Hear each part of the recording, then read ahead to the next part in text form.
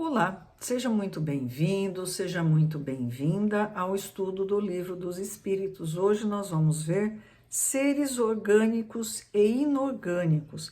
As questões que nós vamos abordar são de número 60 a 67. Kardec faz um resumo, como bom professor que ele sempre foi, do tema que nós vamos ver. Deixa eu ler para vocês. Os seres orgânicos são os que têm em si uma fonte de atividade íntima que lhes dá a vida. Nascem, crescem, reproduzem-se por si mesmos e morrem. São seres vivos. Nascer, crescer, reproduzir e morrer é a sina de todo ser vivo. São providos de órgãos especiais para a realização dos diferentes atos da vida, órgãos apropriados às suas necessidades de conservação. Bom, se alguém estudou biologia, deve pensar, né? Puxa, esse conceito não está muito adequado, pois hoje nós sabemos que existem seres unicelulares que nascem, crescem, se reproduzem e morrem, e, no entanto, não têm essas características. Vamos nos lembrar de contextualizar essa obra maravilhosa de Allan Kardec no ano de 1857. Então, a biologia evoluiu muito em seus conceitos. Dada essa visão, nós vamos entender um pouquinho melhor e absorver os ensinamentos sem que isso nos cause muita estranheza. Compreende os homens, os animais e as plantas. Os seres inorgânicos são todos os que não possuem vitalidade. Aí Kardec já está entrando num outro ramo que é mais referente ao espiritismo. Nós vamos ver melhor o que é essa vitalidade. Nem movimentos próprios e que se formam apenas pela agregação da matéria. Tais são os minerais, a água, o ar, etc.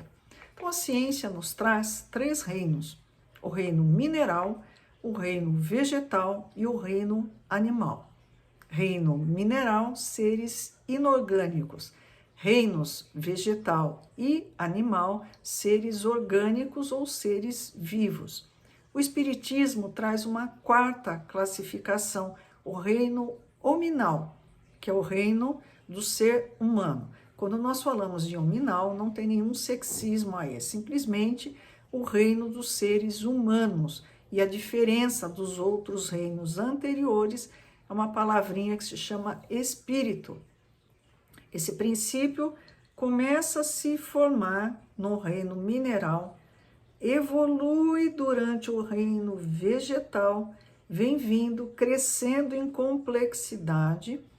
No reino animal, ele tem uma individualização mais acentuada, e no reino hominal, ele vem se desenvolver em todo o seu potencial, que é o da inteligência, do discernimento, da consciência de si próprio, né? E toda essa complexidade que nós vemos aqui. Questão 60. É a mesma força que une os elementos da matéria nos corpos orgânicos e inorgânicos? Pensa o seguinte, né? Vocês estão vendo essa parede aqui atrás? Tem os tijolinhos e tem uma argamassa que une esses tijolos para que a parede não caia, né? É uma argamassa que dá coesão, né, nessa parede aqui. Então, Kardec pergunta se a força, se a argamassa que une os elementos da matéria nos corpos orgânicos, nos corpos vivos e inorgânicos, se tudo na pedra e no cachorrinho é a mesma força de união da estrutura física. Sim, a lei de atração é a mesma para todos. Essa é a resposta que os espíritos deram. Kardec vai desenvolver o raciocínio. 61. A diferença entre a matéria dos corpos orgânicos e a dos inorgânicos? Os espíritos responderam: a matéria é sempre a mesma, mas nos corpos orgânicos está animalizada, ela tem vida. 62. Né? Kardec já estava levando o raciocínio dele. Qual a causa da animalização da matéria? Sua união com o princípio vital. Então, por que que essa matéria, os seres orgânicos, têm vida? Por conta do princípio vital. Para que a gente entenda melhor isso, vamos fazer uma pequena pausa e vamos para a questão 27 do Livro dos Espíritos. Haveria, assim, dois elementos gerais do universo, a matéria e o espírito? A resposta dos espíritos: sim, e acima de tudo, Deus, o Criador, o Pai de todas as coisas. Esses três elementos constituem o princípio de tudo o que existe, a Trindade universal. Então, matéria, espírito e Deus, a Trindade universal. Mas, ao elemento material, é preciso juntar o fluido universal, que desempenha o papel de intermediário entre o espírito e a matéria propriamente dita, muito grosseira para que o espírito possa exercer alguma ação sobre ela. A resposta continua, depois vocês leem questão 27, mas é assim, três elementos: Deus, Pai, Criador de tudo; espírito, que é a individualização do princípio inteligente; e matéria. A matéria, ela vem a partir do fluido cósmico universal. Esse fluido cósmico universal, voltando ao exemplo da parede, ele vai dar origem ao cimento, à argamassa, que vai dar coesão aos elementos materiais para que eles fiquem juntos, não saiam por aí, né, se desmanchando. 63. O princípio vital reside em algum agente particular ou é apenas uma propriedade da matéria organizada? Uma palavra, é efeito ou causa? Uma e outra coisa, a resposta que eles dão. A vida é um efeito produzido pela ação de um agente sobre a matéria. Esse agente, sem a matéria, não é a vida, do mesmo modo que a matéria não pode viver sem esse agente. Ele dá a vida a todos os seres que o absorvem e o assimilam. Então é o seguinte, esse princípio vital, ele sozinho não é a vida. Ele unido à matéria que vai dar vitalidade, vai dar vida à matéria e vai fazer a diferença.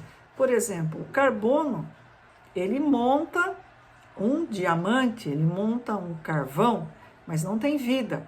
Quando ele monta o nosso corpo, junto com outros elementos, certamente, aí nós temos vida, porque o princípio vital está penetrando esse corpo e dando vitalidade a ele. 64. Vimos que o espírito e a matéria são dois elementos constitutivos do universo. Voltem, dê uma pausa no vídeo, leiam a questão 27 do Livro dos Espíritos.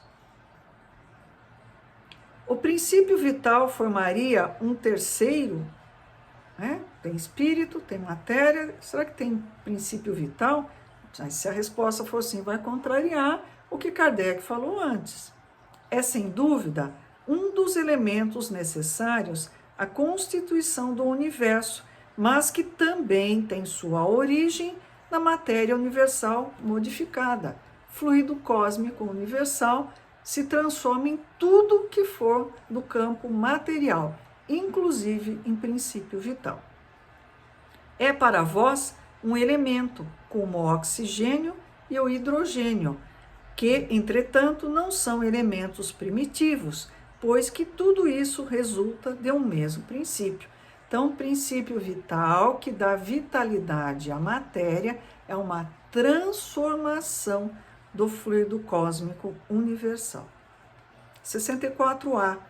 Parece resultar daí que a vitalidade não tem seu princípio num agente primitivo distinto, mas numa propriedade especial da matéria universal devido a certas modificações. Kardec falou, deixa eu ver se eu entendi. Então, Esse princípio que dá vida é uma transformação do fluido cósmico universal. Os espíritos, né, responderam de maneira bem sintética, né? Eu estou lendo o livro dos espíritos aqui, bem curta e grossa. Isto é a consequência do que dissemos. Então, acabei de falar para você. 65. O princípio vital reside num dos corpos que conhecemos? Ele tem sede em alguma coisa? A resposta: ele tem sua fonte no fluido universal. É o que chamais fluido magnético ou fluido elétrico animalizado. É o intermediário, o laço entre o espírito e a matéria. Kardec quer tudo nos mínimos detalhes. 66. O princípio vital é o mesmo para todos os seres orgânicos, então a planta e o cachorro, né, minha samambaia e o meu cachorro têm o mesmo princípio vital? A resposta dos espíritos: sim, modificados segundo as espécies. É ele que lhes dá movimento e atividade e os distingue da matéria inerte, pois o movimento da matéria não é a vida. Ela recebe esse movimento, não o dá. Então, o princípio vital é o mesmo na samambaia e no cachorro, só que diferente, porque a samambaia tem uma vida diferente do cachorro. 67. A vitalidade é um atributo permanente do agente vital ou somente se desenvolve pelo funcionamento dos órgãos? Só se desenvolve com o corpo. Não dissemos que esse agente sem a matéria não é vida? É preciso a união das duas coisas para produzir a vida. 67A. Pode-se dizer que a vitalidade se acha em estado latente quando o agente vital não está unido ao corpo? Então, um corpo sem agente vital, como é que seria? Sim, é isso. A resposta. Kardec comenta um pouquinho.